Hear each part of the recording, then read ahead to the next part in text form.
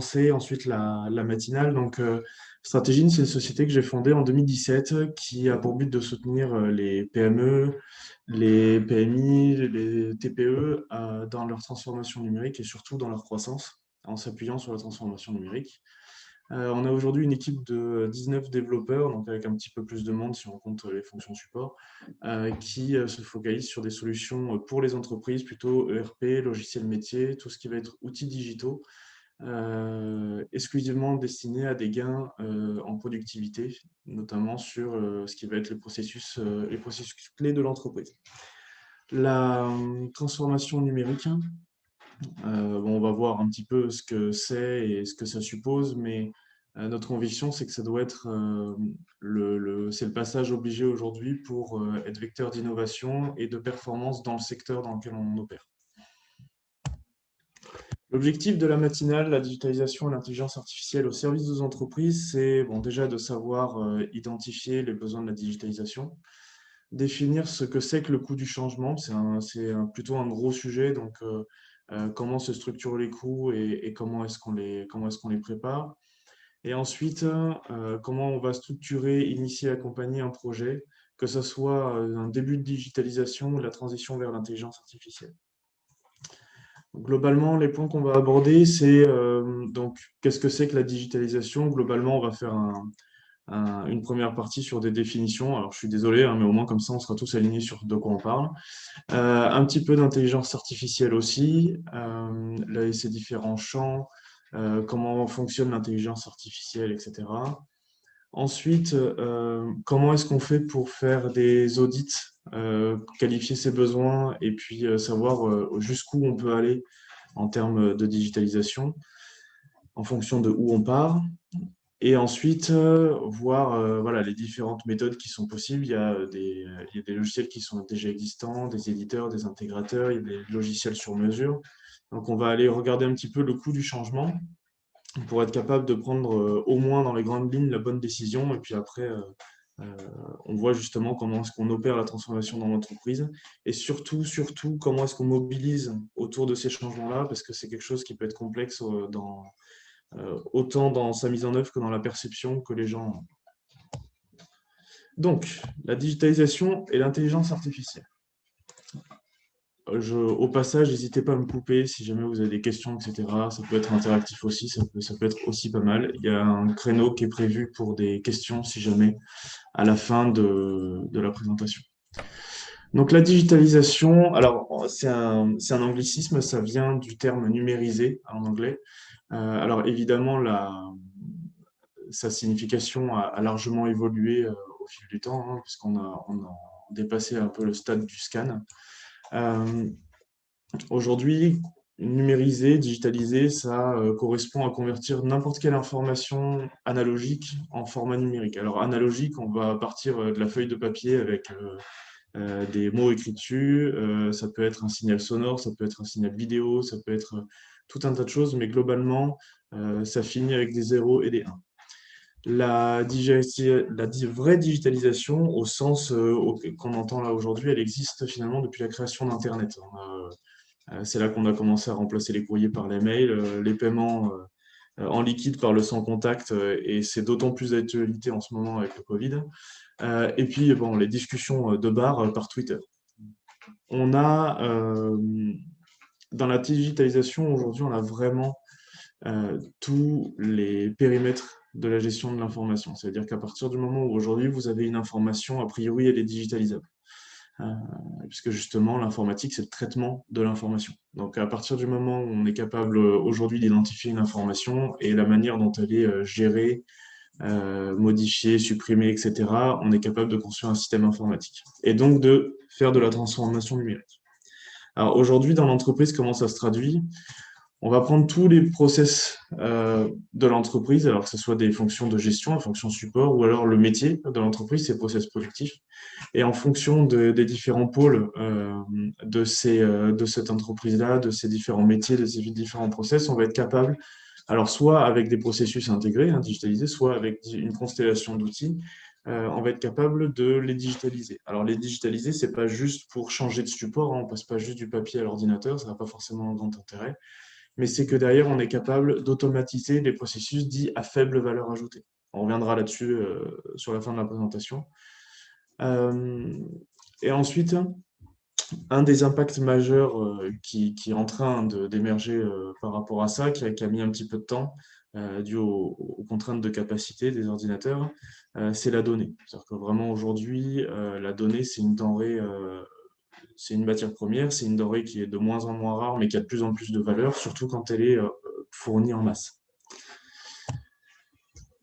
Cette fois-ci, l'intelligence artificielle. Donc, l'intelligence artificielle, c'est un pan, alors à la base plutôt des mathématiques, des statistiques, mais ça couvre aujourd'hui toutes les techniques qui sont mises en œuvre pour faire en sorte qu'une machine ait l'air de simuler de l'intelligence. La notion d'intelligence artificielle, c'est Alan Turing quand il a inventé l'ordinateur, qui déjà là parlait d'intelligence artificielle. C'est d'ailleurs pour ça que le test de Turing qui a visé à déterminer si un système était un humain ou un ordinateur, avec des questions auxquelles, à la base, seulement un humain était capable de répondre. Aujourd'hui, la quasi-totalité des intelligences artificielles un peu poussées sont capables de passer le test de Turing. En termes d'historique sur l'intelligence artificielle, c'est vraiment, vraiment pas nouveau. Au-delà du terme qui a été utilisé, un des systèmes, une des technologies qui fonctionne très bien et qui est très répandue au niveau de l'intelligence artificielle, c'est les réseaux de neurones. Et la première publication scientifique qui traite du sujet date de 1943, donc ça fait un petit moment. Par contre, à ce moment-là, et c'est très clair, les ordinateurs étaient juste pas capables de traiter ces sujets. En 1997, on a l'ordinateur Deep Blue qui héberge une intelligence artificielle qui réussit cette fois-ci à battre aux échecs Garry Kasparov. Donc ça, c'est la première fois où on a vraiment entendu parler dans le grand public d'une machine qui était capable de battre un humain sur son propre jeu. C'est là qu'on a commencé à avoir vraiment tous les sujets de science-fiction arriver sur l'intelligence artificielle. Quasiment 20 ans plus tard, on a AlphaGo, développé par Google, qui est un autre ordinateur avec un autre système d'intelligence artificielle, mais qui arrive à gagner au jeu de Go face à un des meilleurs joueurs du monde. Alors, bon, entre ces deux phases-là, il y a effectivement énormément de changements en termes de capacité des ordinateurs, des logiciels, etc. Mais c'est pas vraiment ça qui va jouer sur le fait que ça dure 20 ans. C'est qu'en fait, finalement, les échecs, il y a un certain nombre de scénarios qui sont relativement limités à étudier en début de partie. Alors qu'au jeu de Go, pour ceux qui connaissent, le terrain à la base est vide et tout est possible. Donc il y a une infinité de combinaisons et c'est assez complexe pour un ordinateur à gérer. Si on se focalise un petit peu sur un certain nombre, sur un pan de l'intelligence artificielle, on va parler du machine learning. C'est très clairement ce qui aujourd'hui est le plus approprié dans tout ce qui va être lié à de la productivité, l'économie, aux entreprises, etc. Le machine learning, c'est donc l'apprentissage automatique en français. En fait, c'est des statistiques. C'est relativement simple quand on plonge un peu de temps. Alors, je suis désolé pour ceux qui sont allergiques aux maths, mais on va en faire un tout petit peu. L'intelligence artificielle sur l'apprentissage automatique, globalement, ça prend énormément de données et on développe des algorithmes qui permettent, sur la base des données et des données qu'on potentiellement pourrait rajouter dans le futur, à un algorithme d'apprendre à partir de ces données. Alors, la vérité, c'est que finalement, on demande à un algorithme d'améliorer ses performances à résoudre des tâches, sauf qu'on le programme à s'adapter à ça. On ne lui propose pas différentes méthodes pour être le meilleur possible. On lui apprend à améliorer sa performance dans la résolution d'une tâche. Je prendrai tout au long de la présentation l'exemple des images, de reconnaissance d'images, c'est quelque chose de relativement simple, avec les fameuses images de chiens, de chats, et puis l'intelligence artificielle qui est capable d'identifier l'une ou l'autre. En fait, ça fonctionne avec deux grandes phases. L'intelligence artificielle, il y a une phase d'apprentissage, on lui fournit énormément de données, où on lui pose à la fois la question et on lui fournit la réponse, ce qui lui permet d'observer. C'est-à-dire qu'on va lui, comme un enfant finalement, on va lui dire voilà, Ça, c'est une image de chat. On fournit l'image, on lui dit un label que ça, c'est le chat. Et puis, ça, c'est des images de chiens, on lui montre des images de chiens, etc. Et avec une grille d'analyse, il va être capable de déterminer les similarités statistiques entre les différentes images et des taux d'erreur. Et que quand il y a moins d'erreurs sur le chat et plus d'erreurs sur le chien, ça a plus de chances d'être un chat, et sinon ça a plus de chances d'être un chien. Globalement, cette phase d'apprentissage, elle sert à calibrer l'algorithme. Clairement, c'est juste ça. On essaye d'améliorer sa performance sur la base des données qu'on lui a fournies. Sur la phase de production, derrière, on ne lui donne plus la réponse. On lui donne seulement les images et on lui demande, OK, ça, c'est quoi? Et en fait, vu qu'elle a vu des centaines de milliers d'images de chats et de chiens, elle va être capable de déterminer sur les mêmes critères qu'on lui a fournis sur la base d'apprentissage, elle va être capable de déterminer la réponse. C'est-à-dire, est-ce qu'il y a 90% de chances que ce soit une image de chat et donc 10% que ce soit une image de chien ou l'inverse, etc. Et donc, c'est là qu'avec une petite approximation, on dit, voilà, l'intelligence à deviner, c'est un chat. Il y a pas mal de biais sur cette technologie. Je vais vous les montrer juste pour que vous ayez la notion de ce qui est derrière est faisable et pas faisable avec ce genre d'intelligence artificielle. Déjà, il y a le nombre de données qu'on lui fournit. Évidemment, comme c'est des statistiques, plus le nombre est élevé, mieux c'est. On va être capable de déterminer des vraies tendances, on va être capable de déterminer où sont les erreurs statistiques, le bruit, la dispersion, etc. etc. En revanche, évidemment, moins il y en a, plus les erreurs auront de poids. Par exemple, sur ce graphique ici, on voit bien il y a des données qui ont strictement rien à voir avec le reste. Voilà, c'est des erreurs. Moins on a de données, plus ces erreurs-là auront du poids, plus on a de données dans des domaines qui sont intéressants, moins ces données-là auront du poids. Ensuite, il y a le bruit, évidemment. Plus les données sont resserrées autour d'une cible, plus les erreurs seront vite repérées et l'apprentissage se fera vite. Si je reprends un petit peu l'exemple des images de chat, plus j'ai la même tête au même endroit, fait de la même manière, etc., plus l'intelligence artificielle la comprendra rapidement. En revanche, le biais d'apprentissage ou de surapprentissage, qui est le dernier point, c'est justement une problématique qui est soulevée par cette histoire de statistiques. C'est qu'en fait, plus on lui donne de données, plus elle va avoir tendance à être sûre d'elle. C'est-à-dire à dire, bah non, ça, c'est pas du tout un chat, sous prétexte que la tête du chat est de profil. Alors que si on lui fournit beaucoup de données et des têtes de face, de profil, etc., elle va être capable de nous dire, bah oui, ça c'est bon, c'est une tête de chat parce que j'en ai vu des comme ça. Donc en fait, ça, c'est pas très compliqué, hein. C'est exactement la même chose que quelqu'un qui va apprendre d'une situation. Si on lui donne toujours la même situation avec les mêmes inputs et il va se passer toujours la même chose à la fin, la personne, si on lui demande de changer un peu les hypothèses de base, n'arrivera pas à prédire le résultat qui va ressortir avec les hypothèses qui ont été modifiées. Donc, c'est pas spécialement un problème, c'est juste qu'il faut le prendre en compte quand on développe une intelligence artificielle. Alors, si on part un peu dans le futur, là, qu'on regarde ce qui pourrait éventuellement se passer, on a dans les dystopies et la science-fiction, on a vraiment deux notions qui sont totalement différentes. Il y a l'intelligence artificielle telle qu'on la connaît aujourd'hui, qui est en fait l'IA faible, qui est nommée IA faible, et il y a l'IA forte. En fait, l'IA faible, c'est exactement ce que je viens de vous expliquer, c'est-à-dire qu'il y a des bases de données, des algorithmes, c'est des statistiques. On lui donne la intelligence parce qu'on fournit finalement des réponses basées sur énormément de données et de manière relativement rapide. Donc finalement, vous avez l'impression que c'est quelque chose d'intelligent. Mais enfin, ça reste des statistiques. L'IA forte, c'est une notion justement où on irait jusqu'à non pas simuler l'intelligence, mais la créer. C'est-à-dire qu'on créerait une machine qui serait capable de produire un comportement intelligent. Donc ça, c'est quelque chose qu'on essaye de faire aujourd'hui, mais où elle éprouverait l'impression qu'elle existe elle-même. C'est-à-dire qu'elle est consciente qu'elle existe. Elle pourrait éventuellement éprouver de vrais sentiments et avoir une compréhension de ses propres raisonnements, c'est-à-dire se corriger, se modifier, etc., etc. Alors clairement, on est aujourd'hui complètement dans la science-fiction, hein. Il y a aucune raison valable mathématique qui permettrait de dire que, que ça peut arriver. Mais voilà, c'est une notion qui existe. Euh, les opportunités de ce phénomène d'intelligence artificielle, bon, clairement, c'est les intelligences artificielles faibles, c'est-à-dire qu'une IA faible, bah, c'est plutôt un outil. Donc un outil, c'est très bien, ça permet d'aller plus vite, etc. Ça permet d'être plus efficace.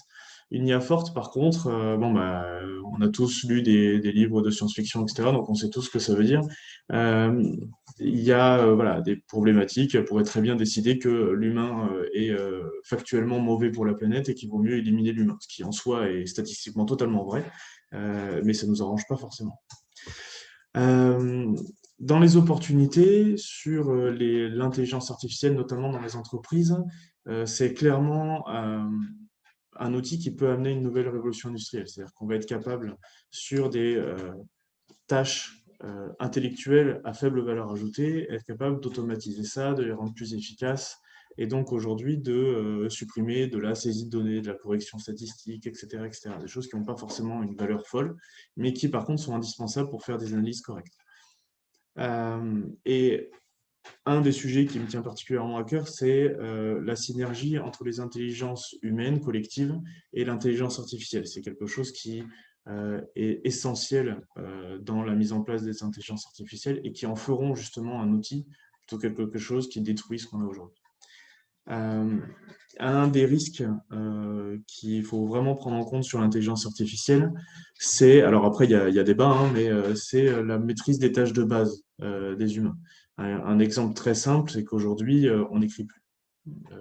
Tout le monde tape sur des touches pour écrire des lettres. Même les écrivains le font, alors qu'en fait, avant, tout le monde savait écrire, calligraphier, c'était très beau.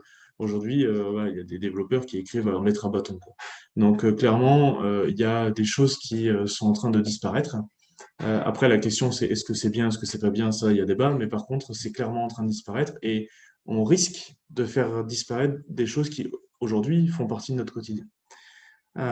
Évidemment, il y a des risques sur l'économie, l'emploi, les inégalités, etc. C'est des choses qui sont, en plus des questions éthiques, traitées très régulièrement dans les médias, donc je ne reviendrai pas forcément dessus. Alors, si on se penche maintenant un petit peu plus sur nos entreprises. Dans la digitalisation, il y a des étapes. On ne va pas vraiment passer du tout papier à l'intelligence artificielle, c'est pas vraiment crédible. Par contre, il y a des stades. Alors, il peut y avoir des débats hein, là-dessus. Moi, j'ai essayé de faire quelque chose de relativement simple pour vraiment mettre des catégories.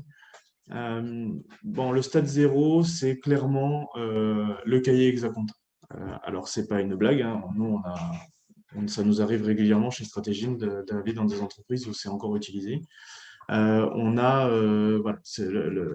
la digitalisation, ça commence par là. On a pu traiter des données de gestion d'entreprise avec des doubles carbone qu'il faut ranger dans un classeur, etc., etc. Ça commence par ici.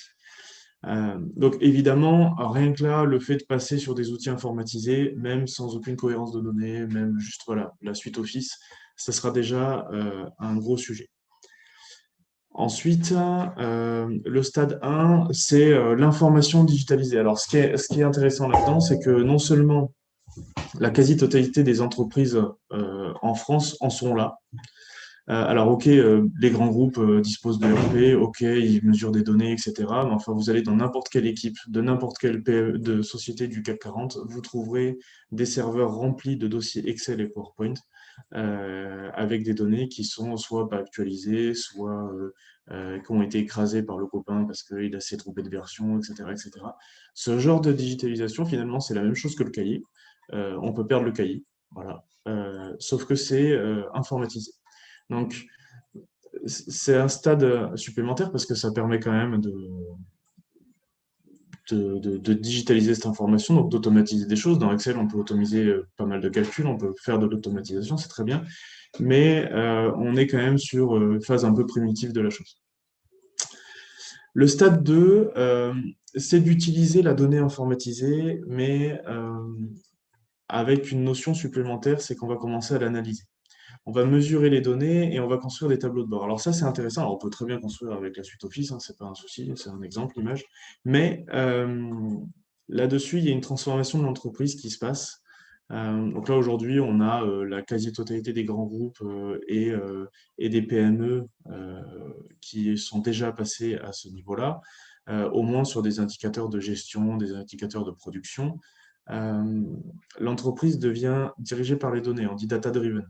Ça veut dire qu'on va piloter l'entreprise en prenant de la donnée, alors peut-être de manière manuelle, mais on prendra de la donnée, on l'analyse et on traduit des plans d'action à partir de cette analyse, ce qui déjà est quelque chose qui n'existe pas ni au stade 0 ni au stade 1. Ensuite, quand on découvre les tableaux de bord, et là on a tous fait l'expérience de ça, il peut y avoir des conflits de version, il peut y avoir des conflits entre les différents services d'une entreprise, il peut y avoir des indicateurs qui, quand ils commencent à devenir un peu négatifs, disparaissent du tableau de bord et sont remplacés par un indicateur qui est tout vert et qui est tout joli, qui explique que tout va bien dans l'entreprise. Des fois, il y a des données qui changent de format et donc ça suppose qu'on n'est plus capable de fournir l'indicateur avec l'historique voulu, etc., etc. Donc on est confronté en permanence avec ces systèmes-là à des incohérences dans l'analyse de la donnée. Et en fait, ça empêche de faire une analyse propre, réelle, statistique de ce qu'on essaye de mesurer. Du coup, euh, comme on a aussi, pour la plupart, fait ce genre d'expérience, on passe sur des systèmes de gestion intégrés, donc des ERP, Enterprise Resource Planning. Donc pour ceux qui ne connaissent pas, c'est un logiciel qui intègre la totalité des fonctions de l'entreprise, que ce soit les fonctions productives, les fonctions support, voilà, ça va du commercial au SAV, en passant par la prod, les projets, les RH, etc.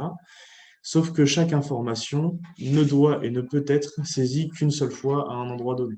Toutes les autres fois où elle va être utilisée, elle est soit corrigée, mais directement à l'endroit où elle avait été saisie, finalement, soit récupérée et seulement consultable. Ce qui veut dire qu'on va avoir une unicité de la donnée, une unicité du format, on ne va pas pouvoir écraser les données, etc., etc. On est sur un système qui est contraignant. Ce qui est intéressant là-dessus, c'est que ça fait la même chose que le stade 1 et le stade 2, sauf qu'au final, on est capable de conserver une historisation, une intégrité dans les données, et donc d'en faire de l'analyse d'ensemble. Et ça accélère énormément la manière dont on peut piloter l'entreprise. Le problème dans ces ERP, c'est que la saisie se fait manuellement. Alors, il y a toujours des choses qui doivent être faites manuellement, hein, il n'y a pas de problème. Par contre, aller voir dans un entrepôt Amazon avec le nombre de colis qui arrivent et qui repartent dans une journée, il vaut mieux qu'il y ait des codes barres. Il y a un stade de production, de productivité, où la saisie manuelle devient impossible. Et là, à ce moment-là, il faut être capable de mesurer et de traiter la donnée de manière, disons, volumétrique, en masse. Là, on commence à parler du fameux big data. En fait, ça n'est que traiter, posséder et opérer des grosses masses de données. Alors pour faire ça, il y a des systèmes qui sont faits pour, mais c'est surtout, il faut la capturer, cette donnée. Donc ça veut dire qu'on va intégrer de la détection un peu partout. Là, ça peut être intéressant voilà, dans des processus productifs. Alors typiquement, vous mesurez, vous voulez faire de la maintenance prédictive sur une tête de perçage qui perce toujours le même trou sur la même plaque de métal 100 000 fois dans la journée. Bon voilà, aujourd'hui on planifie de la maintenance. Si ça pète avant, c'est pas de bol. Si ça pète après, c'est très bien. On aura eu le temps avant de changer la mine de perçage et puis de repositionner le matériel. En fait, ce qui se passe avec le big data, c'est qu'on va mesurer chaque trou. Et donc on est capable de mesurer chaque déviation. Et donc statistiquement, on va être capable de se rendre compte, alors là encore manuellement, on va être capable de se rendre compte que la casse est en fait prévisible. C'est-à-dire que statistiquement, on se rend compte que les trous partent un peu dans tous les sens, que des fois ça ne trouve pas, etc., etc. Et qu'à ce moment-là, c'est là qu'il faut prévoir la maintenance. Et c'est grâce à ces systèmes-là qu'on va être capable de faire de l'intégration d'intelligence artificielle. C'est-à-dire que quand on va avoir suffisamment de données pour faire de la statistique, on va être capable de ségréger la donnée, de l'analyser, de faire exactement ce qu'on faisait dans les tableaux de bord, mais on va le faire par un algorithme. Ce qui va permettre à cet algorithme de nous donner des préconisations. Si on se rend compte que la mine va à 10% de chances de casser, on ne va pas la changer. Si on dépasse les 50, 60, 75% de chances que la mine casse, à ce moment-là, on va attaquer la maintenance et l'intelligence artificielle qu'on aura intégrée au préalable va être capable de nous préconiser une heure dans le planning de production pour aller faire cette maintenance, typiquement. Sur les coûts du changement, alors, sur les coûts du changement, on est sur la diapo précédente, là, on parle bien de passer d'une étape à l'autre, hein, et pas de passer du stade 0 au stade 5, hein. Chaque étape doit être faite, préparée, mesurée, etc. Mais globalement, quand on va opérer un changement dans son entreprise comme ça, on a deux typologies de logiciels qu'on va être capable de choisir. Il y a le logiciel qui est existant, qui est souvent proposé par un éditeur de logiciels, un intégrateur, etc. Donc ça, au final, vous allez avoir un coût du logiciel qui est très faible. C'est très bien, hein. Il y a des endroits où ça convient parfaitement. Il faut absolument utiliser ça. Euh, Par contre, le risque, c'est que quand on est une PME, c'est très vrai quand on est une PME, on a souvent un axe différenciant, des compétences qui sont originales, des choses que on ne fait comme personne. Et donc, par définition, si notre métier, on le fait comme personne, il n'y a pas un éditeur de logiciel qui vous a préparé un logiciel juste pour vous. Et donc, ça veut dire que si vous utilisez un logiciel existant, vous allez devoir vous adapter. Vous allez devoir adapter vos process, vos métiers, votre expertise à ce logiciel. Et donc, par là, forcément, vous allez faire des frustrés et potentiellement, vous allez perdre votre axe différenciant. Donc, c'est pas valable partout. Il y a des fois où ça n'existe pas. Voilà, la recherche de biens pour un agent immobilier, il n'y a pas forcément besoin de faire un logiciel sur mesure, hein.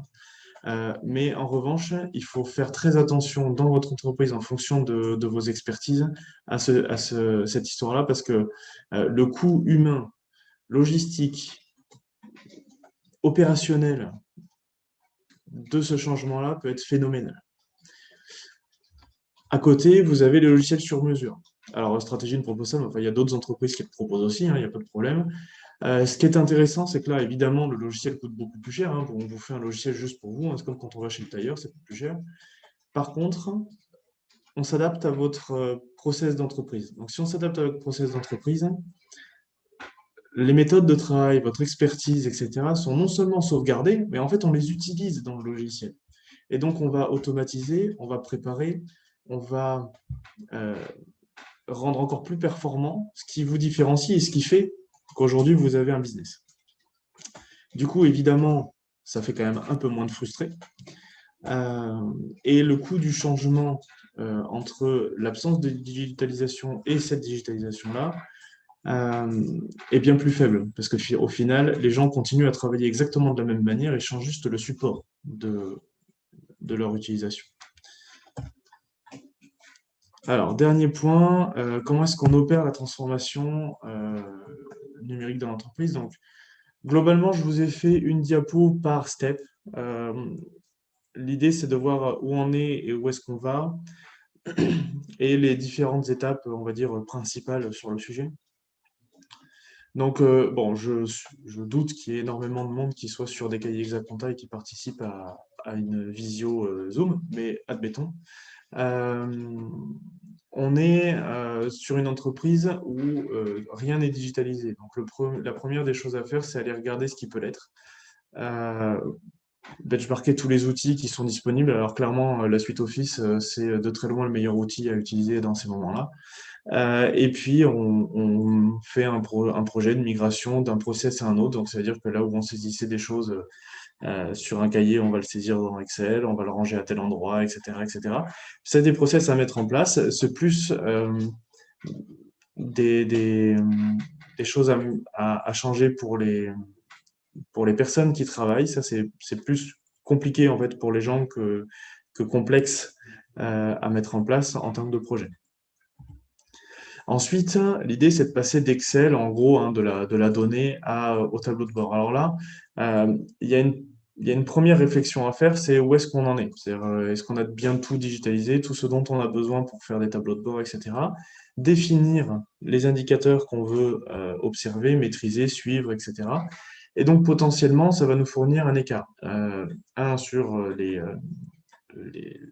les process à digitaliser, des données à récupérer qu'on ne récupère pas, etc., etc. Là, à ce moment-là, on s'adapte, on adapte l'entreprise et donc on va être capable de collecter toutes ces données et donc à terme de développer ces tableaux de bord. Évidemment, derrière, les tableaux de bord, ils ne sont pas automatiques, hein, donc préparation, suivi, réunion régulière, etc. Mais euh, à ce moment-là, on commence à piloter son entreprise à partir de la donnée. J'ai assez peu de doutes sur le fait que pas mal d'entre vous en sont déjà là. L'étape suivante dans la digitalisation, ça va être l'intégration de tous les processus de gestion dans un logiciel intégré. C'est-à-dire que là, pareil, ça commence à devenir un petit peu plus compliqué. On a une petite galaxie d'outils généralement qui traînent par métier ou par personne dans l'entreprise. Chacun fait un petit peu comme il veut, de la manière qu'il a décidé de le faire, etc. Euh, donc l'objectif, c'est vraiment de cadrer les process de l'entreprise, regarder ce qui est déjà présent, comment c'est utilisé, comment c'est piloté, ce qu'on veut voir à la fin en termes de tableau de bord et quel métier on veut intégrer. Alors, pareil, ça ne se fait pas d'un seul coup, hein, il faut intégrer métier par métier, en amont jusqu'en aval, en ayant standardisé, en ayant validé les process, etc. Et donc, au bout d'un moment, on a notre ERP qui a été mis en place, qui a été soit développé, soit intégré, déployé, etc. Et la totalité des process de l'entreprise, que ce soit du commercial, de la prod, du SAV, de la compta, de la paie, de la finance, tout, est géré dans cet outil-là. La meilleure manière de savoir si vous avez bien fait cette étape-là, il faut aller voir dans le serveur de l'entreprise s'il y a des fichiers Excel qui traînent. Plus il y a de fichiers Excel qui traînent pour faire des tableaux de bord, de la gestion de données, etc., moins votre ERP est approprié à votre activité. C'est relativement simple comme indicateur. Une fois que la solution a été développée, intégrée, déployée, etc., on va former des key users, des gens qui sont plutôt à même de comprendre la technologie, qui sont positifs par rapport à ça, etc., et qui vont non seulement pouvoir former les autres, mais amener le changement dans l'entreprise, voilà, sans que ce soit le management qui soit chargé de faire ça. Évidemment, dans tout ça, il faut absolument reprendre l'historique et ensuite archiver l'ancien système. Mais il est indispensable de récupérer l'historique, sinon des courbes de tendance, ça va être plus compliqué à gérer.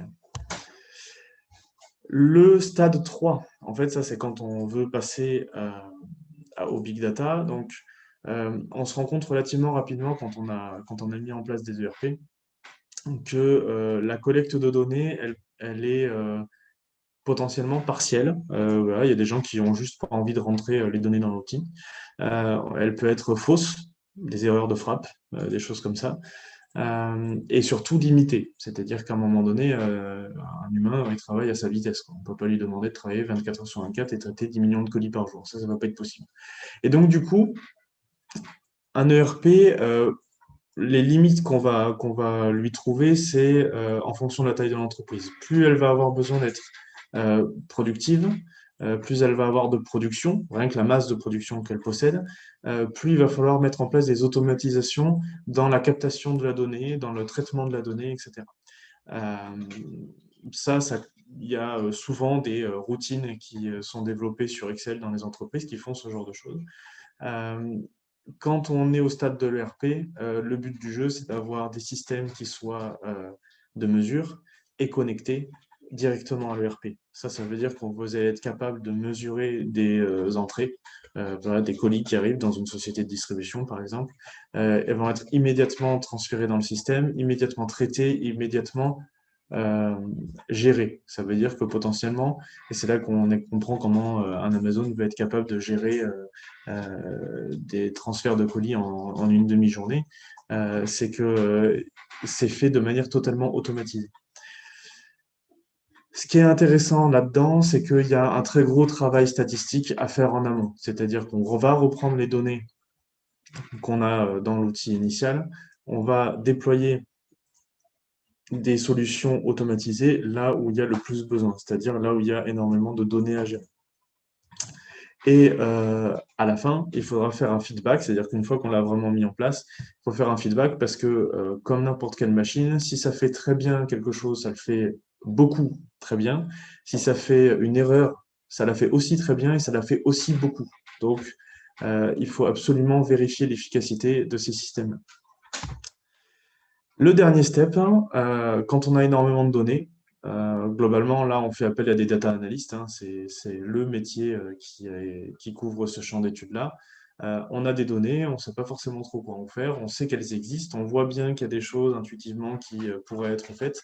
Et les data analysts vont être capables à la main au début de déployer des systèmes qui vont permettre de créer de l'analyse. Et l'intelligence artificielle, finalement, ne fait qu'adapter des solutions d'analyse statistique qui auront été trouvées et donc forcément proposer immédiatement des préconisations avec des explications qui vont avec. Euh, bon, là, on a de très loin dépassé le cadre opérationnel pur de l'entreprise. C'est surtout des surcouches d'analyse, donc il n'y a pas énormément de changements à effectuer au niveau opérationnel dans l'entreprise. Là, c'est plutôt de grosses phases d'analyse, de réflexion, d'automatisation des process et des recommandations, etc. Pour être capable, euh, alors avec une phase de prototypage et ensuite une phase de production, euh, de déployer à grande échelle des systèmes qui sont totalement automatisés et adaptatifs.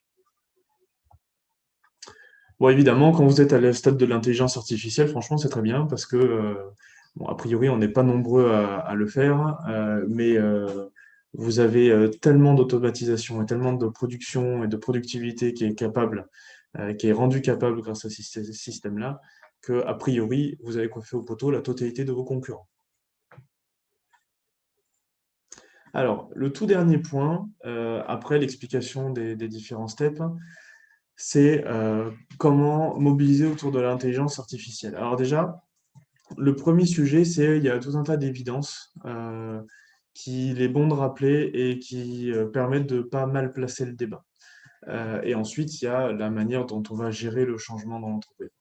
Clairement, euh, il faut arrêter de penser concurrence entre les humains et les ordinateurs. Il faut arrêter de dire que une machine à intelligence artificielle, ça va nous voler nos emplois, etc. Ça n'a aucun sens. L'ordinateur a été inventé par Turing pour décoder la machine Enigma au moment même où en fait on s'est rendu compte que les humains étaient trop lents pour résoudre ces problèmes. Donc la naissance même de l'ordinateur a été a, l'ordinateur a de base été créé seulement parce que l'humain n'était pas assez rapide. Donc, sur le domaine de compétences de l'ordinateur, il faut arrêter de lutter, les calculs, etc. N'importe quelle calculette bas de gamme fait mieux que des calculs que nous. Donc, sur ça, il faut arrêter la lutte. Par contre, sur les domaines de compétences de l'humain, et c'est là qu'il y a quelque chose d'extrêmement intéressant à mettre en place, les machines sont nulles en créativité, en invention, tout ce qui va être les relations humaines, l'intelligence collective, la coopération, une machine ne sait pas faire. Euh, pour reprendre un parallèle avec ça, si Ford avait dit, si j'avais demandé à mes clients ce qu'ils voulaient, ils m'auraient demandé une calèche plus rapide.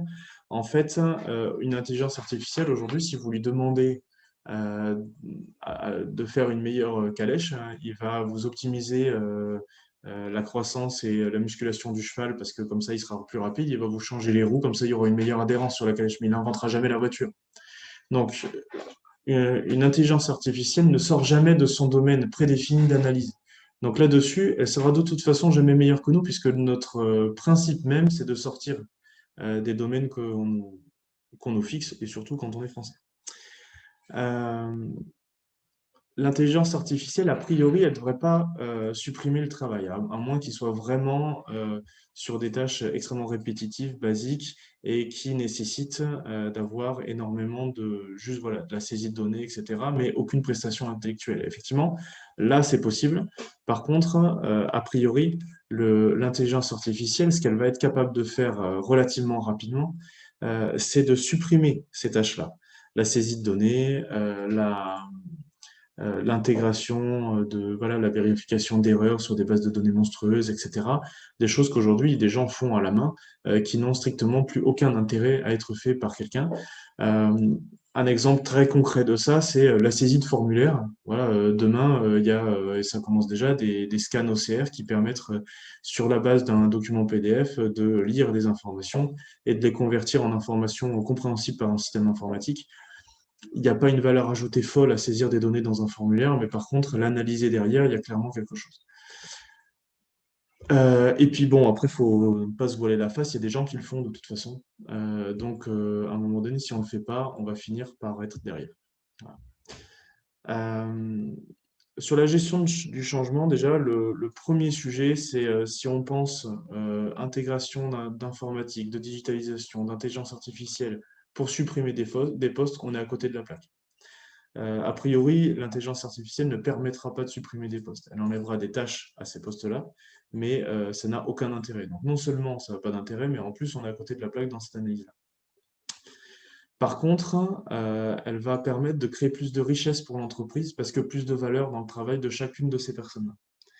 Et c'est justement grâce à cette théorie-là qu'en arrivant à convaincre les bonnes personnes, non pas la totalité de l'entreprise, parce que c'est totalement impossible, mais les bonnes personnes qui ont un intérêt à ce sujet-là et qui le comprennent, euh, à répandre la bonne parole dans l'entreprise.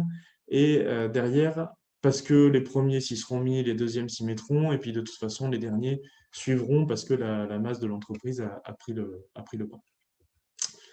Et ensuite, c'est des gros sujets. C'est vraiment un projet important pour une entreprise. C'est quelque chose qui peut mettre l'entreprise à risque. On compte plus les anecdotes sur les PME qui ont essayé de mettre en place SAP et qui ont failli se planter, hein. C'est limite une légende urbaine dans les PME. C'est un projet robuste, stratégique. Donc il faut faire attention à ce qu'on fait. Ça se planifie, ça se pilote et on doit évaluer les risques de ce projet. Merci à tous pour votre attention. Et s'il y a des questions, je suis preneur.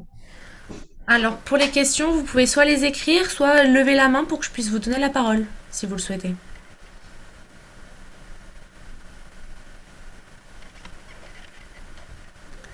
Hop, alors, Thierry, je vous donne la parole. Nicolas. Vous m'entendez? Oui, Oui, quelle est la différence entre un CRM et un ERP alors? alors un CRM, c'est un outil qui va couvrir, alors c'est Customer Relationship Management pour ceux qui ne connaissent pas le terme. Ça va couvrir globalement la relation commerciale jusqu'à la conclusion d'un contrat. Ça veut dire que on va gérer la prise de contact, la relation du client. On peut éventuellement même d'ailleurs la poursuivre hein, sur du SAV, des choses comme ça. Mais c'est le principe d'un CRM, ça va être de couvrir la relation commerciale et la conclusion de cette relation commerciale. Ça va pas forcément prendre en compte la facturation, la contractualisation, le fait sur un projet de placer des gens dessus, donc la paye. Et si jamais on vend du produit, la logistique, etc. Ça va vraiment être un périmètre qui n'est pas du tout le même, qui est très réduit. Par contre, un ERP, lui, va intégrer un CRM, normalement. D'accord. Et est-ce que dans cette logique-là, les CRM ne peuvent pas avoir aussi du sens d'être, on va dire, dans la logique de l'intelligence artificielle, enfin, je ne sais pas, dans la prospection commerciale, dans le suivi, dans la relance client, enfin, etc. En fait, c'est exactement ça. Ce que je disais sur la diapo avec les 6 étapes, c'est que il y a la digitalisation. Donc, le CRM permet de digitaliser la conclusion de la relation commerciale. Avec ce système-là, on va créer de la donnée. Plus on aura de données, plus statistiquement on va être bon. On va être capable de dire, voilà, je connais mon profil de client idéal parce que je sais que mes entreprises sont de telle à telle taille, avec X salariés dans telle région, etc. Statistiquement, je suis capable de définir ma cible. Ça, typiquement, c'est le genre de choses qu'on fait quand on fait du benchmark commercial, quand on fait du marketing, etc. On va aller chercher ces données-là et on va construire notre cible commerciale à partir de ces données. L'intelligence artificielle, elle va être capable peut-être de faire mieux que ça, c'est-à-dire d'aller sur votre site internet, d'aller vous discuter avec Google, etc. et de dire, OK, les gens qui ont cliqué sur votre lien, qui sont allés sur cette page, il y a une certaine typologie de personnes qui, elles, sont parties de la première page. Il y en a qui sont allés visiter tout le site et qui après sont partis. Il y a celles qui vous ont contacté, etc., etc. Le marketing automation, les gens qui ont ouvert le mail que vous avez envoyé après avoir été après avoir été sur le site, puis ceux qui l'ont pas ouvert, puis ceux qui répondent à la relance, etc., etc. Avec toutes ces données-là, vous allez être capable de faire un ciblage beaucoup plus précis. En fait, l'intelligence artificielle, elle va servir à ça. Le CRM, lui, c'est un outil qui permet d'intégrer de la donnée, pas de l'analyser. Mais effectivement, l'intelligence artificielle, elle a complètement un sens quand on va venir l'intégrer, la poser par-dessus des systèmes comme un CRM. D'accord. Et donc, dans la logique d'une enquête ciblée client, l'utilisation, on peut anticiper l'utilisation de l'intelligence artificielle par rapport à une enquête client, par exemple. Totalement. Et ce qui est intéressant dans ce genre de choses, il y a des agences de com qui font ce genre de métier, c'est de mesurer la popularité d'une marque, par exemple. Et ils font une mesure qui est constante.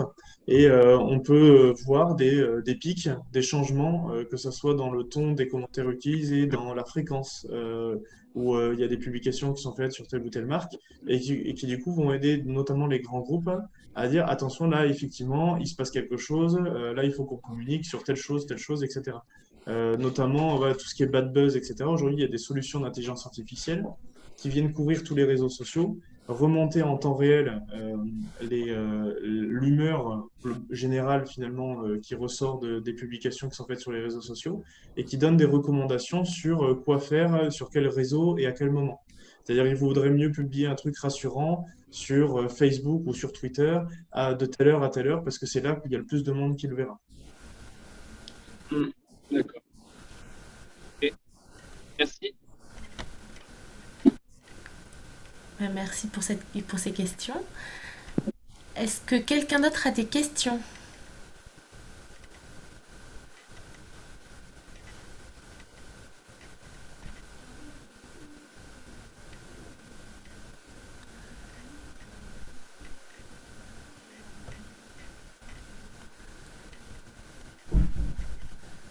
Non, personne d'autre a des questions? Même à l'écrit, si vous voulez pas prendre la parole, pour les plus timides.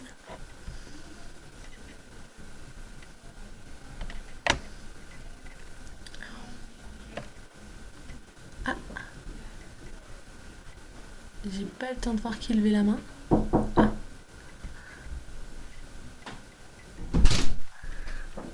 Bonjour. Bonjour Léa. je Pardon. suis... Oui. Excusez-moi. Oui, alors je vois que voilà. Normalement, vous pouvez réactiver votre micro. Allô? C'est bon, on vous entend. Ouais.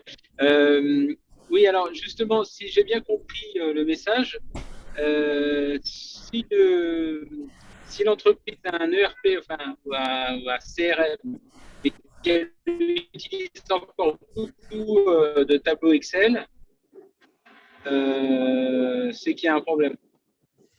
Alors ça dépend. Sur le domaine commercial, il y a clairement un problème. C'est-à-dire que le CRM étant à visée commerciale, si sur le périmètre commercial, vous utilisez encore beaucoup de tableaux de bord Excel ou de fichiers Excel qui sont à côté et qui n'ont rien à voir, c'est effectivement, c'est pas le bon système. Ça veut dire qu'en Et alors, fait, sur le périmètre que c'est censé couvrir, vous êtes obligé de contrebalancer, on va dire, les manquements du logiciel avec des process que vous avez, vous, mis en place, parce qu'ils n'existent pas. S'ils existaient sur le logiciel, vous les auriez mis en place sur le logiciel. Donc, ça veut dire que soit ça n'existe pas, soit ça ne fait pas ce que vous voulez. d'accord. Et donc, pareil, au niveau de l'analyse financière, de la compta, enfin, etc., il y a des milliards. Enfin, il y en a, je ne connais pas un seul expert comptable qui n'a pas un tableau Excel parallèle, qui fait de Bah, c'est parce l'extraction que et qui les après outils va traiter. comptables font pas leur travail. Et alors, et vous, alors dans cette situation-là, dans cette hypothèse-là, vous pouvez intervenir pour aider. Vous faites quoi? Oui, Comment oui. ça se Alors nous, passe? ce qu'on fait nous, alors sur la partie stratégie, hein, c'est que on fait un audit. Donc exactement ce que je vous ai présenté tout à l'heure, hein, c'est globalement à peu près ce mode de fonctionnement-là. On va voir dans quelle situation on est. On va détailler ça sur tous les périmètres de l'entreprise. Euh, on va déterminer avec le dirigeant, savoir sur quel domaine il veut intégrer une solution et quel est son besoin. En fait, on part plus du besoin que des différentes solutions qui existent sur le marché et on voit après si les solutions qui existent sur le marché sont adaptées à ce besoin-là. Et au final, on va faire une grille d'analyse sur laquelle il y a les différents outils qui sont sur le marché, les chers, les pas chers, les français, les pas français, etc. etc. Globalement, hein, quasi systématiquement, dans de rares cas, ça marche très bien, mais quasi systématiquement, il faut s'asseoir sur quelques critères. Après, il faut voir si c'est des critères qui sont primordiaux ou si c'est des critères secondaires. Si c'est des critères primordiaux, Euh, il faut la meilleure solution pour l'entreprise, c'est de développer un logiciel sur mesure.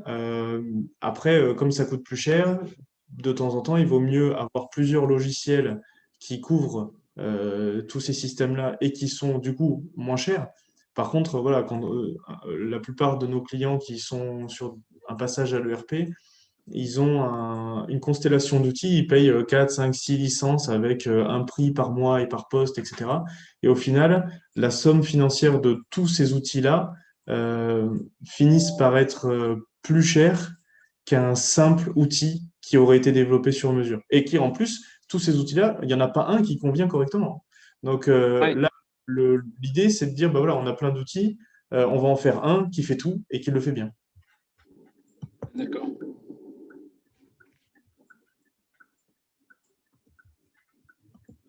Merci. Avec plaisir.